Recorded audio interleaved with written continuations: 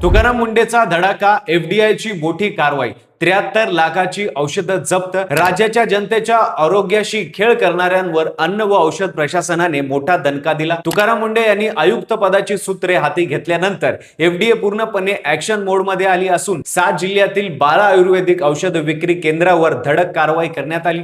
या कारवाई अंतर्गत तब्बल 73,24,000 रुपयांचा संशयास्पद औषध साठा जप्त करण्यात आला आहे. नागपूर जिल्ह्यातील एका पॅकिंग युनिटवर टाकलेल्या छाप्यात पतंजली समूहाशी संबंधित दिव्य फार्मसीच्या औषधांचा मोठा साठाही जप्त करण्यात आला आहे. जप्त करण्यात आलेल्या औषधांमध्ये मधुमेह, स्थूलपणा, त्वचारोग आणि इतर गंभीर आजार पूर्णपणे बरे होतात असे भ्रमक दावे करण्यात आल्याचा आरोप आहे.